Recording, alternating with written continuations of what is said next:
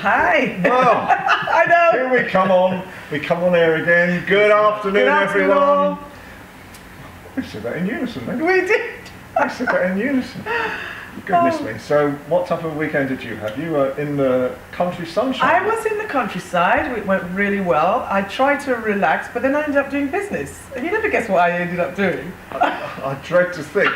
No. Do you watch Love Island? Go on. Well, let me tell you, I was speaking to people that work on Love Island for a show that I'm doing in November called The Dating Show Live. Very So good. I ended up doing that, So yeah, that was fun. On the coast. And you know about my weekend? Yes, tell us about your weekend. I was Friday. Everybody, normally on a Friday I relax. I'm like Dr. Steven, who's here as well. Yes, I'm here. Hello, Stephen. I'm pumped up. I'm pumped up. I'm in my casual gear.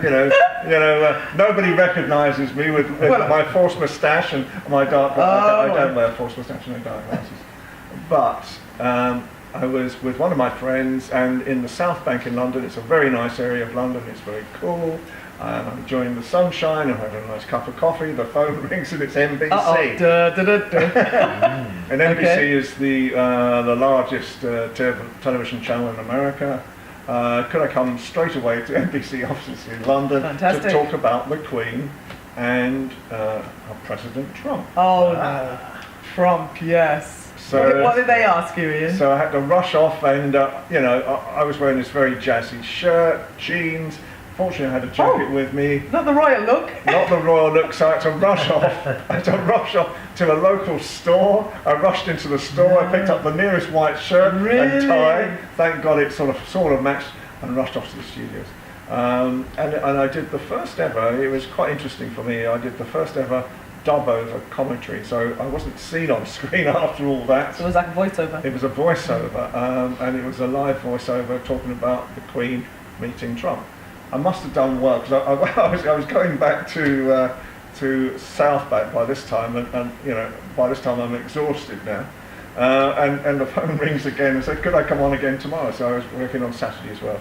So by Saturday I thought I've got to wear my sort of usual sartorial elegance. So that was your weekend. So that was my weekend. I was sat in NBC, very kind of them, to ask me, don't get me wrong, and just do about that. Good. And Dr. Stephen, what was your weekend like? Oh, okay. That was a very long-winded description of your weekend. Welcome to the show, Dr. Stephen. You've got 30 seconds left. Yeah, left after you talk all over it. But yeah, it wasn't too bad. Enjoyed the sunshine. The Love Box Festival was on, and there were some good performances. So the Love Box Festival is what? The Love Box Festival is a big gathering where everyone comes together, they buy tickets and watch live performances. And this was where? In North London. Okay. So there was people like Big Boy, Skepta. On stage.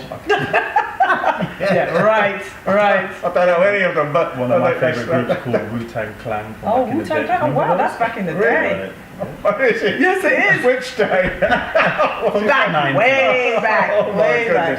Did I miss that somehow? Big hip hop group. Okay. So it was a good weekend. But did they? Because I remember there's a story came out of the first weekend where everybody was so annoyed they hadn't got enough bar staff on, and so people were taking an hour and a half to get a drink. There was a queue, an hour and a half long, on the very first Love Box. See, I do listen to you. You do, yes. A lot of festivals, but to be fair, it's not just them. That happens any bigger, but even if you go to the O2 and you want a hot dog, that's like £8.50. Oh gosh, yeah. But you're waiting, so it happens, unfortunately. They had the weather for it, I must say. They did. People came out and Okay. So, very quickly, there's a lot of big news today. Yes. Obviously, Donald Trump is meeting Putin. I said on Saturday, I think that he would enjoy meeting Putin more, or he wasn't so worried about meeting Putin as he was the Queen. Yeah.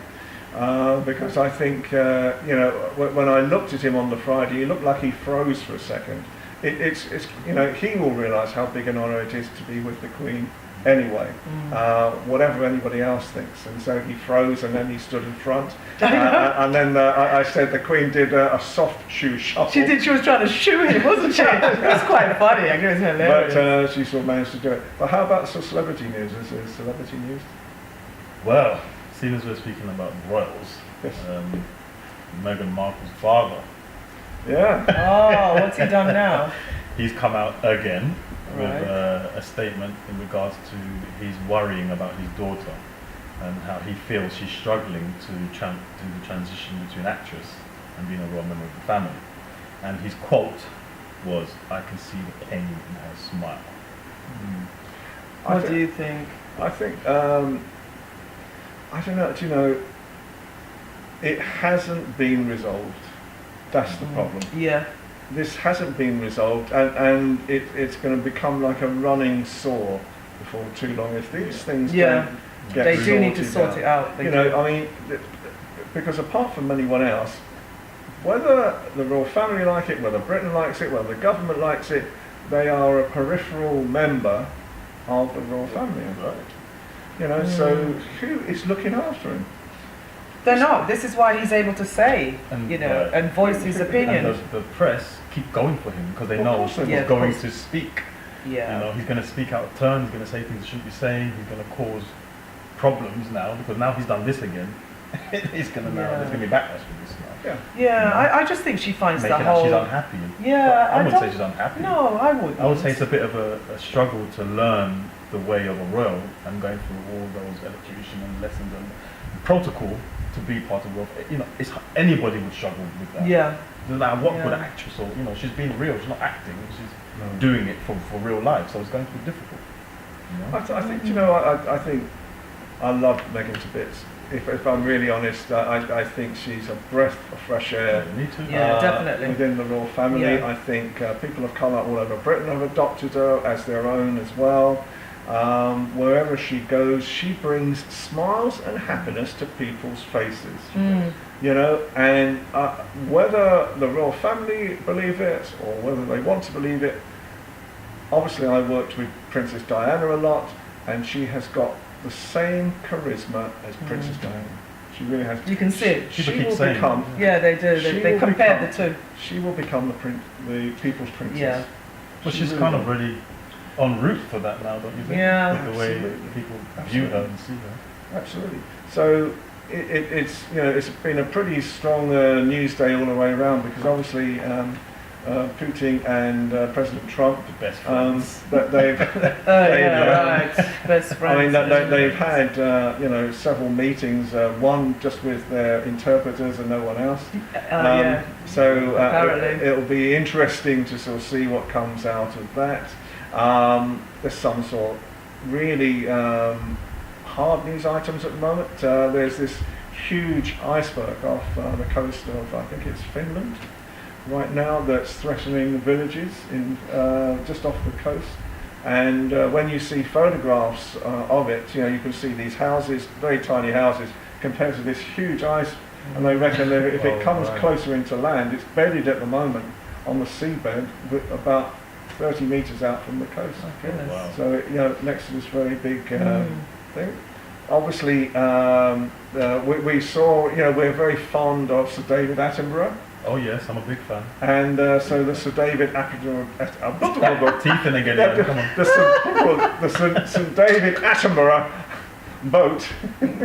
That's rather hard to say on a Monday afternoon, especially after a good lunch. So the Sir David Attenborough boat was launched at the weekend, Oh, and nice. That's nice. when the people's vote was asked, what would you call it, and top of the vote, name boat was Boaty McBoatface. They wanted to Really? Boaty Boaty McBoatface. Really? Yeah. McBoatface is what they wanted to call. Come the on, boat. people, you can think of more creative than that. So you know, but it was the number one. It was supposed to be Really? the people's choice about what was the name of the boat. I But think they're just having a laugh, really. A bit like the Trump balloon. Yeah. Oh, that Trump balloon. But they built it and they called it I can't get my words out. The Sir David Attenborough boat. Right. But they created a boat as well, as a form of a yellow submarine, a submersible submarine that comes out on Okay. this boat at the same time. Now, Wow. we'll rush this Well, afternoon. We yeah. will see you again. Now, you Yes. will be back tomorrow, won't you? Yes, I have, guys. I got some great guests tomorrow. So Yeah, you stay have. tuned. You got some guys from America, who are songwriters and what all the biggest stars that you know. So tune in. We'll be interviewing them tomorrow. Oh. Excellent stuff. Well, we're now going to have a short break. Well, we're just going to get our fans out in the meantime because it's not quite as cool as it was last week. Anyway, so please keep with us. Join us again in a second. We're just going to have a quick short commercial break and we'll be coming straight back. See you tomorrow, guys.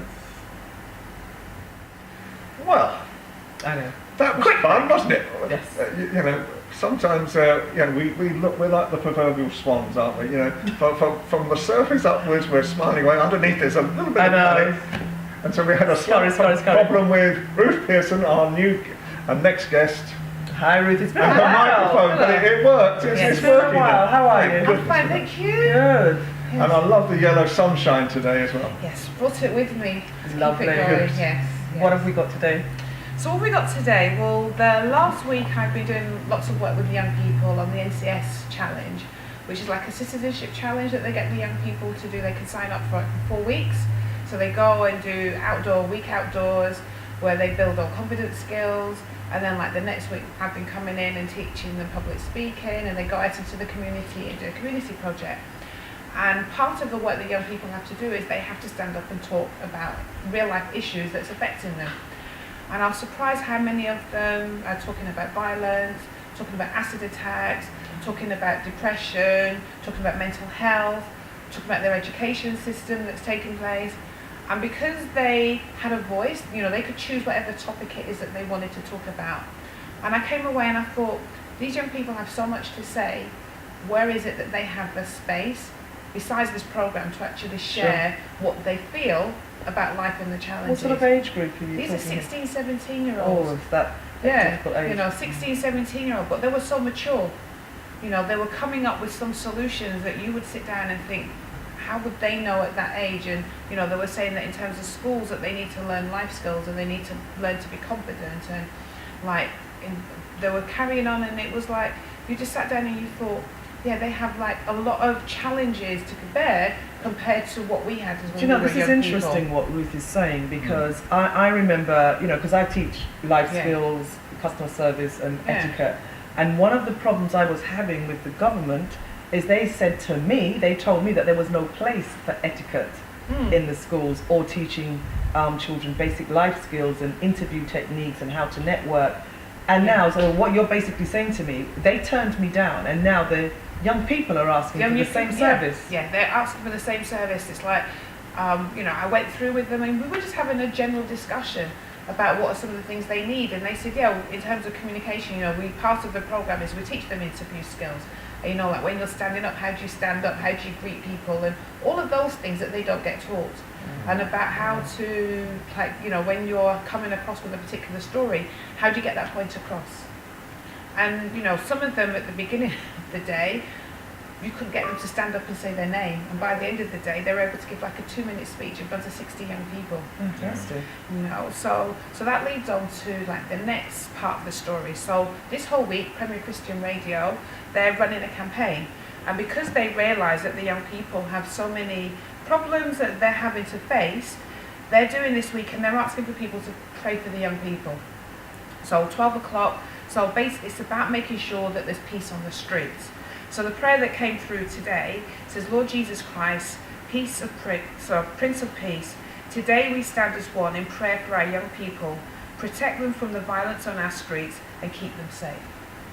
And, you know, if you imagine that, you know, this is going out to people who subscribe to Premier Radio, and they're just asking us for this week, just take some time out to actually pray for the young people, because they face so many other challenges compared to what young people in the past were facing. How do you think these young people are thinking about knife crime? Because there was another march trying to stop knife crime by really a similar peer group, a similar age group called Live Worth Living. And again, it was trying to stop, it was really, it had been started by parents whose children had been either killed or maimed by knives or gunshots. How do you think young people deal with it now? Because, you know, I mean, I go, you know, God, it's over 50 years since, you know, I was a teenager. I could never remember anything like that happening. Even in London, when I used to go to London, nothing like that at all. There was not that sort of type of fear. I think like when I've been talking with them, it's like almost, it was like sad to sit down and think that some of them are actually talking about they've seen acid attacks, they've seen attacks out on the street. So it wasn't even to say that it's just something that they hear about. So some of them have actually seen it, and they said like, you know, when they're going out now, some of them don't feel safe going out. You know, so that freedom of just going out and doing what they wanted to do, which is at that age they think they should be able to, it's like they're saying now that they can't do that the same way. And then because of like some of them in terms of their nationality, some of them were Muslims, and they were sharing stories about just because of who we are, people feel a particular way about us. And it's like to say that, you know, we are not all like that. And, you know, and it was really good because they were sharing in terms of their beliefs, that their beliefs is about helping people and not going out and killing and things like that. So it was really good to see that they too are fighting back and saying that don't just think it's just us, that there's like lots of people in other communities. And that was what was really good, is that as people were standing up and sharing, you know, their views and things that happened, you had some of the other young people would say that, you know, that's happened to me. Or like when they were talking about mental health issues, yeah, but I feel depressed. And they were like sharing that, you know, when I go through mental health issues, I need someone to just be calm with me, just take me to a safe place and, you know, just be with me. And that's what I say. So it was really nice that you were hearing firsthand how they feel. And they were taking responsibility. And they were taking responsibility, yeah. Now, I know you help people as well, so how can people get in contact with you? So people get in contact with me, they can get in contact by my Facebook page, which is Ruth Pearson. I'm also on LinkedIn, and they can also connect me via my website, which is www.listeningtoyourvoice.co.uk. And finally, do you think teenagers are happy today? Compared to in the past, I mean, I've worked over the last week about 180 young people, and when you hear them, they don't have that same sense of happiness that, you know, we'd say previous generation. I think now they're more mature, they're like thinking about life more. That, you know, so that innocence of being a young people, yes, I think that's what's gone, is that they're having to be facing things that young people their age, like our age, wouldn't even have to think about. I mean, it's tough. It is tough because, you know, the word that came into my head then was, where's the innocence gone? Yeah. Yeah. I mean, social media's got a lot to do with this, but I know it's that time already. Yeah. And Ruth, you have to come back. Yes. You have to come back and we talk about this more. So again, we're going to have another short break. It's so packed full of people talking today. So we'll have another very short break, and we're going to have a very interesting designer come on and talk about some of her designs. See you shortly. I knew I should have dyed my hair today. I just knew I should have dyed my hair today. Now I'm going to be outflounced. You are. I'm going to be outflounced by our next guest, Elly Wiseman. Prizeman. I beg your pardon. I can't even read my own writing. No, you can't say, I love your hair. Thank you. It's all natural. Oh, well, of course. Well, of course. Oh, you've got a fascinating story. You've got so much to tell our viewers. Yes. Where do we start with you? I think the start was I was quite known in the media about 4 years ago for being responsible for a very controversial bowling shirt. Oh. And a friend of mine works for the European Space Association, and they had the Rosetta project, and they landed a probe on a moving comet in space, and he was the face of the project. So he did the international press release when the mission was successful and they landed on the comet, wearing a shirt I'd made him with pin-up ladies on. Nice. Which stirred a few people up, to say the least. So show us, because it's on a bag, isn't it? Yes, I've made it into a bag. Okay. You have to fly your own tell flag. us what you've got. So it's what I would call Barbarella. Absolutely, Jane Fonda. Yeah, that's a great film. Okay. Yeah, so it was deemed as controversial in some of the very, very extremist groups because I was attacked and accused of being an internal misogynist. Oh my goodness. Because they were scantily clad. How did that make you feel at the time? Awful. I'm a lady myself, and to be honest, the women on this fabric are quite empowered. You know, they're not oppressed in any form. They're quite empowered women. However, there was a lot of media and extremist groups attacking myself and my friend, Dr. Taylor, saying that it was oppressing women and stopping them feel confident in going into science and maths fields as a career. And this was coming from all over the world, or was it just a UK? Everywhere. I was interviewed by the New York Times, and I was interviewed by Australian press, and I made shirts after that for hundreds. It's still my bestseller. Right. And I make them for people all over the world. So, because we've got to move on. Yes, we have. So show us that this is a wonderful shirt that you've made. I love this shirt. So this is quite popular in the hot rod community, for Would be. obvious reasons. Yes. But I hand make everything, so I will either source the fabric myself that exists already, but I also have a couple of items with me that are custom fabric, and what I'm wearing is custom fabric as well. So how much would something like this cost? These ones with the sourced fabric that I can buy from America, they start at about £75. Okay. Depending on the price of the fabric, obviously they will go in I'm excess. going to wear one of those on NBC. Yeah. Oh, can you imagine? You're not going to see anybody wearing this. It'd be the last time. Do you know what? They're unique, careful, so yes. like you said, Yeah, that's great. You're not going to go out on a weekend and someone else will be wearing the same outfit. And you've got another outfit? Yes, so these are Oh, they're pin-ups. cute shorts. I do try to steer more in the men's direction, but with the demand from women, and like all of my costumes for women, they have pockets. Yeah, very vintage, isn't it? It's got that vintage look about It's a lovely it. look. But the artwork's very special. A friend of mine, Des Taylor, is Des, he's yes, fantastic. He's a cover artist for DC Comics. Yes, as you he know. is for DC. There's an exhibition on near Leicester Square in Orbital Comics at the moment where we collaborated with his artwork that we made into Whereabouts fabric. in Leicester Square is it, so that people... It's literally right next to the tube. If you look up Orbital Comics, it's yes. right next to Leicester Square Tube. Yes. So we did that. So there's a range of different custom fabrics. And that this we is did. and this is one for drag racers, did you say? Yes, this is called pinstriping. So again, the bowling mechanic shirt. It's very popular in the hot rod industry. And my husband drew that. Very good. Fantastic. He's a tattoo artist, so we designed our own fabric the same as a tattoo artist drew all the And where's he a mandalas. tattoo artist? What's the name of the tattoo shop? It's called Eternal Art in Chelmsford. He's won several awards in London Very conventions, so he's quite sought after. So it's just nice to bring it that custom aspect, where you get something that isn't seen in the high street shops, and it's quite special and unique. What started you? Yeah, there you go. I was just going to ask that. I felt like a fraud for a while before the shirt storm incident because I'd only been sewing for 6 months. I taught myself from a book and YouTube because I was fed up with not being able to buy clothes that they either didn't fit well or they were generic. So I started to teach myself.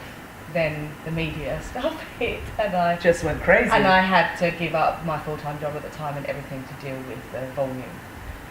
So the more you do, the better you get. And how can people get in contact with you? So if someone wants to order an item, or can you do items bespoke as well? yeah. Most of my stuff is bespoke. Right. I try to have an off-the-peg range for convenience because we all live in this one-click Oh, yes. society where I want it on my door in 24 hours. So I do provide that service. But for custom stuff, you can get hold of me on my website, which is Prizeman.com. And my name is spelt strange, it's Elly and Prizeman.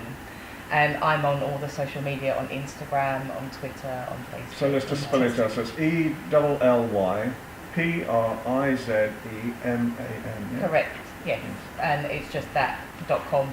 And if you Google my name, it comes up with all the controversial media stories. Oh, That's all right. you're in the news. We're used to controversy. Yes, we are. On this show, we're used to controversy Yes, we on our are. show. That's fantastic news. What do you see as the future for you? I've got quite a few high-profile celebrity customers, so I would like to continue in that direction. At the moment, I'm looking for a regular brand ambassador. I've had one-off brand ambassadors, and there's a chap that does UFC commentating called Joe Rogan. He was a one-off brand ambassador, as was Brian May, and of course Dr. From Taylor Queen, from Queen, yes. So I got to make him a shirt and meet him and his wife, and they're very lovely people. Well, I'm definitely going to come out with one of these. She does the most amazing pencil Well, if skirts. you are, I am. I'm not going to be outdone. I told you I should have rinsed my hair today. Yes. The blue, I'll send you some blue dye. As well. There you go, there you Could you go. imagine it? And I tell you what, I bet the day I did it, NBC would ring it. Yes, you'll get that call. No, I think it's amazing what you're doing, but Thank it's very unique, very Yes. unique, and Yeah. we really appreciate you coming down. Thank you. It's a great thing. I mean, do you think it inspires other young designers that they see what you're doing and it inspires them as well? I hope so. I hope so. I do get people that send me some lovely messages and saying that they respect me for standing up and not hiding, Yeah. especially with when all the media hit. So I would like to say, follow your dreams. Yeah, 'cause And you if could it's have given possible- up, and you absolutely. didn't. No, So, I didn't. And it good on was you. almost like sticking my fingers up at people saying, don't be horrible to my friend. Well, I think it's true. I mean, I think you have to stand up for yourself You at do. times. You have to believe, in yourself. You have to believe in your dreams. And, I think Diana and I, we both preach that as well, that I think it's very important. And, what we were sort of saying to Ruth earlier is, I want to see young people have dreams. I not only want to have them, but also to know they're able to actually create them for themselves as well. I think it's so important that young people today have a voice, have the ability to have their dreams at the same time. Well, Elly, we've come to that end. It's the bewitching hour again. There's a producer guide. Thank you so much. No, Please thank come back you. again. No, I'd you're love welcome. To. You're Absolutely welcome. love to. And it's been great fun again today, and thank you to yourselves, to Dr. Steven, to Ruth, to Maria, and to Justice as well, our producer. And so what can I say? It's another great programme. I hope you've enjoyed it. It's another hot day in London. I'm rushing off for another meeting yet again, and I look forward to seeing you tomorrow. And as always, keep smiling, because it makes people wondering what you're smiling Take about. care. See you tomorrow. Bye now.